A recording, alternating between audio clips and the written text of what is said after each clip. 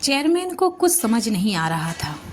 हालात तेजी से बिगड़ते जा रहे थे और वो सबसे पहले अपने हॉस्पिटल और उसकी प्रतिष्ठा को बचाने की कोशिश में लगे थे। राजवीर की बातें सुनकर उन्होंने घबराते हुए पूछा, मिस्टर ओबराय, मैं समझ नहीं पा रहा हूँ कि ये रिपोर्ट इतनी अलग कैसे आ सकती है। ये तो डायग्नोस्टिक एरर भी हो सकता है। राजवीर ने शांत स्वर में जवाब दिया, सर, रिपोर्ट बनाने वाला भी इंसान होता है और इंसान से गलती हो सकती है। शायद कंप्यूटर में कुछ गड़बड़ी हुई हो या फिर स्कैनिंग में कोई चूक। लेकिन अगर आप यहाँ आए हैं तो खुलकर बात कीजिए। अगर कुछ सोचा है और शिद्दत से मानते हैं कि गलती है तो प्लान बी बताइए। राजवीर की गंभीरता और शांति देखकर चेयरमैन कुछ पल चुप रहे, फिर गहरी सांस लेते हुए बोले, जी, आप सही कह रहे हैं। इंसान गलतियां करता है और रिपोर्ट बनाने वाला भी कोई भगवान नहीं है। हमें सच सामने लाना ही होगा, चाहे कुछ भी हो जाए। राजवीर गहरी सांस लेकर बोला, गलतियां हर जगह होती हैं, लेकिन मैं यह मानने को तैयार नहीं हूं कि यह केवल एक गलती है या कोई साजिश। इस नतीजे पर पहुंचने से पहले मैं यह जानना चाहता था कि रिपोर्ट में वाकई कोई चूक है या नहीं। इसलिए मैंने अपनी पत्नी को शहर के 5 अलग अलग नामी अस्पतालों में चेकअप के लिए भेजा। इनमें से एक वही अस्पताल था जहां पहले भी चेकअप हुआ था और बाकी 5 अलग। लेकिन हैरानी की बात यह रही कि बाकी सभी अस्पतालों की रिपोर्ट में मेरी पत्नी को बिल्कुल स्वस्थ बताया गया और सिर्फ आपके अस्पताल की रिपोर्ट ने उसकी बीमारी दिखाई। यह सुनकर चेयरमैन चुप हो गया। तभी पीयूष ने सभी रिपोर्ट्स लेकर चेयरमैन के सामने टेबल पर रख दी। चेयरमैन ने हड़बड़ी में सब रिपोर्ट्स देखनी शुरू की। हर रिपोर्ट एक ही बात कह रही थी, कोई बीमारी नहीं। राजवीर शांत लेकिन दृढ़ स्वर में बोला, मैं जानता हूं कि आप अपने हॉस्पिटल की प्रतिष्ठा बचाना चाहते हैं, लेकिन सच छुपाना किसी की जिंदगी से खेलना होगा। चेयरमैन ने सफाई देते हुए कहा, मिस्टर ओबराय, मैं मानता हूं कि मामला थोड़ा अलग है। शायद पिछली रिपोर्ट में कोई तकनीकी गलती हो गई हो, कोई मशीन मिसिंग फिंगर हुई हो। राजवीर ने चेयरमैन की आंखों में देखते हुए कहा, जिसकी वजह से ऐसी झूठी रिपोर्ट तैयार हुई है, उसकी पूरी लिस्ट मेरे पास है। कोई कन्फ्यूजन नहीं है, आपको मेहनत करने की ज़रूरत नहीं है। मैंने खुद पहले ही पूरी जानकारी कर ली है। यह है वो नाम जो इस साजिश में शामिल है। राजवीर ने इशारा किया और पीयूष ने एक कागज की फाइल टेबल पर रख दी। आप चाहें तो इन सब का एक एक इन्वेस्टिगेशन कर सकते हैं। चेयरमैन ने जैसे ही लिस्ट देखी उसका चेहरा उतर गया। उसे अब साफ साफ समझ आ चुका था, राजवीर किसी सच की तलाश में नहीं आया। वो यहाँ इंसाफ दिलाने और गुनहगारों को सजा दिलाने आया है। अब अगर मैंने राजवीर का साथ नहीं दिया, चेयरमैन सोचने लगा, तो न सिर्फ मेरा अस्पताल बल्कि मेरी जिंदगी की पूरी मेहनत मिट्टी में मिल जाएगी। अब उसके पास सिर्फ 2 रास्ते थे, या तो गुनहगारों को सजा दिलवाकर अस्पताल की इज्जत बचा ले, या फिर राजवीर से टकराकर अपना पूरा करियर और संसाधन तबाह कर ले। इसलिए चेयरमैन ने जाना दिमाग ना लगाते हुए अपने असिस्टेंट से लिस्ट में पहले नाम के बारे में पता करने के लिए कहा। असिस्टेंट ने लिस्ट देखी और बाहर चली गई और तकरीबन 5 मिनट के बाद उस पहली टेक्नीशियन के साथ आई। उसने सिया का अल्ट्रासाउंड किया था। चेयरमैन ने उसी की गई स्कैनिंग की रिपोर्ट के आगे रखते हुए कहा, क्या यह मिसेस ओबराय की रिपोर्ट है जो तुमने तैयार की थी? उस लड़की ने रिपोर्ट को हाथ में लिया और बस हल्के से सर हिला दिया। उसका जवाब सुनकर चेयरमैन नर्वस हो गया।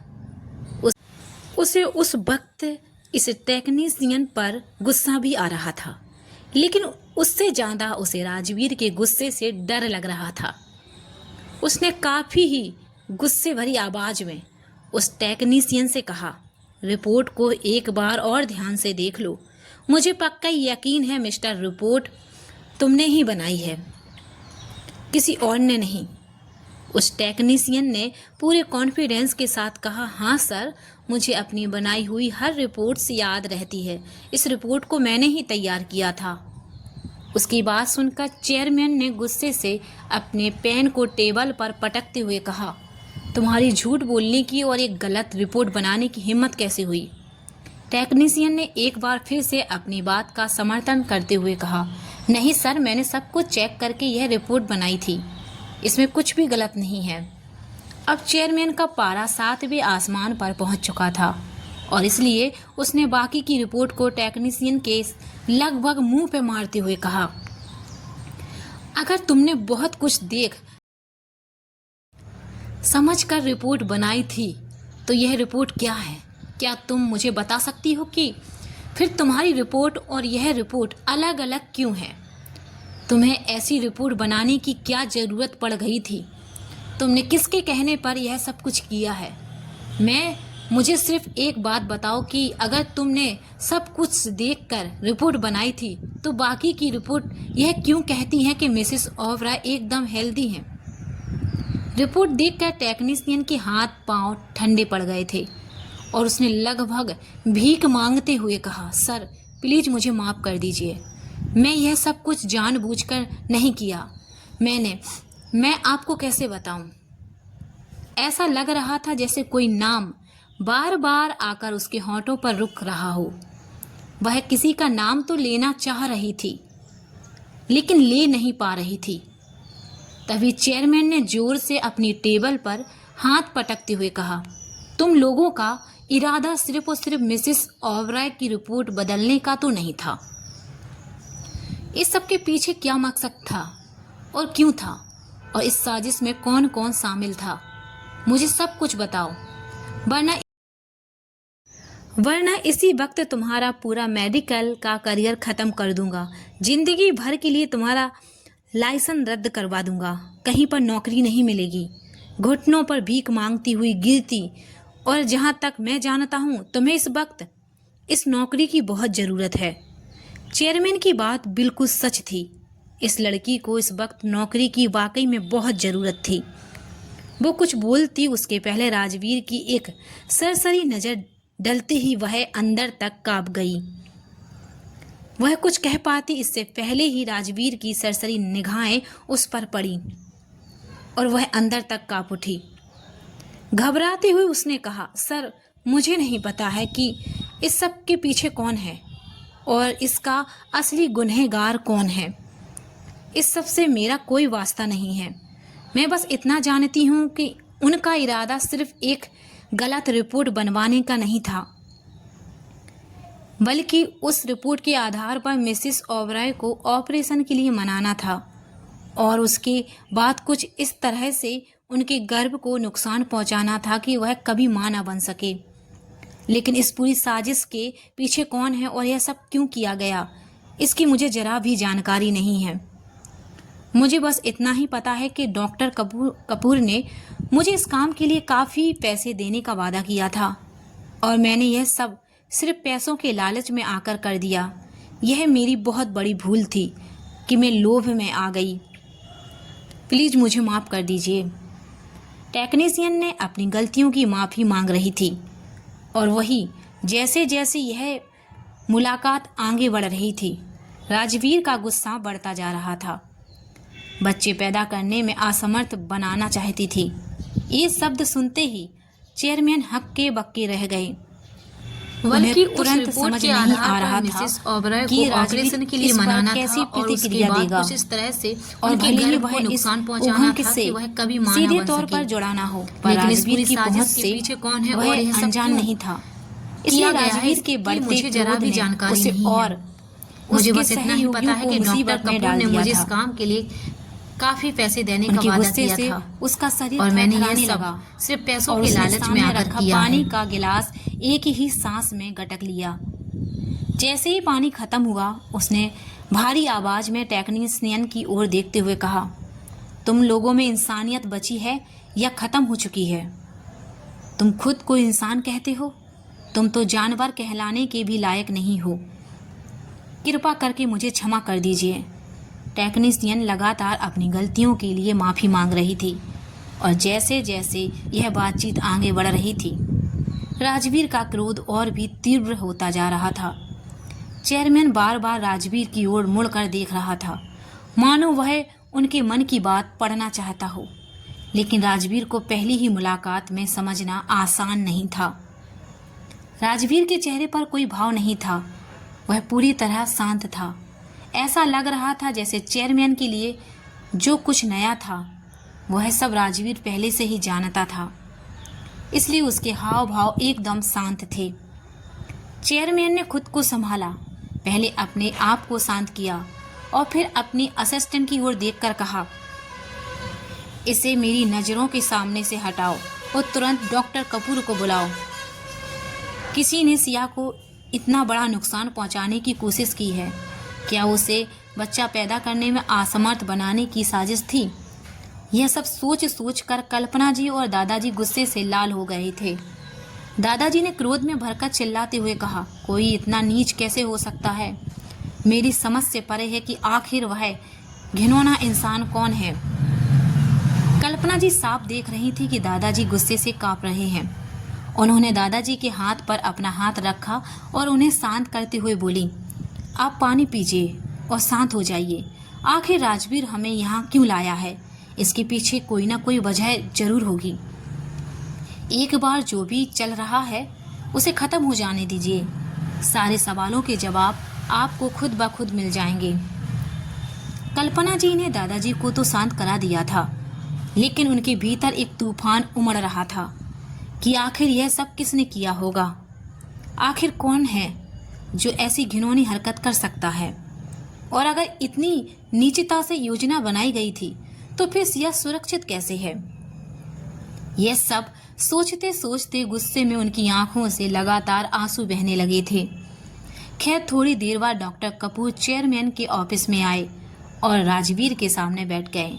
उन्हें देखते ही उनका चेहरा पीला पड़ गया।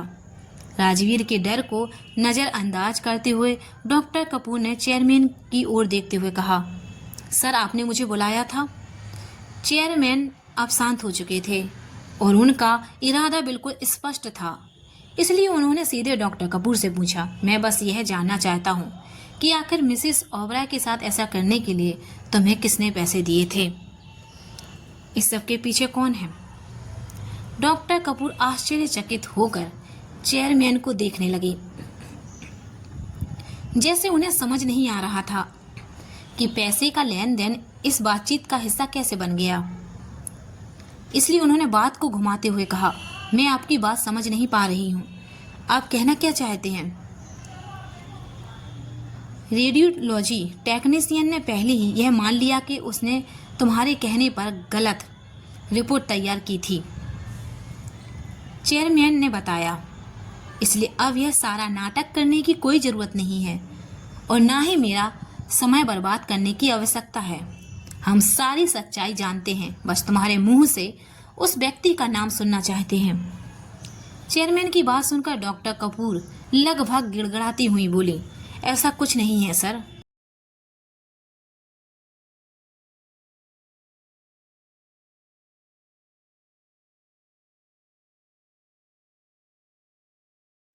आप एक टेक्नीशियन की बात पर भरोसा करके एक डॉक्टर को कटघरे में खड़ा कर रहे हैं। आप मेरे अच्छे खासे करियर का सवाल उठा रहे हैं।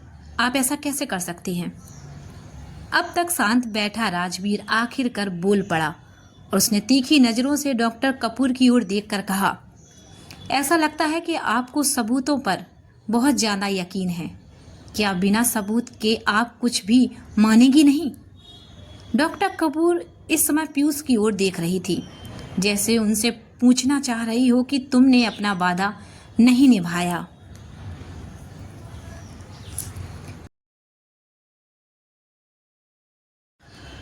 पीयूष चुपचाप खड़ा था। उसने भरी नज़रों से जवाब देते हुए कहा, वैसे मेरी नज़रों से देखो, वादा मैंने किया था, मिस्टर ओबराय ने नहीं।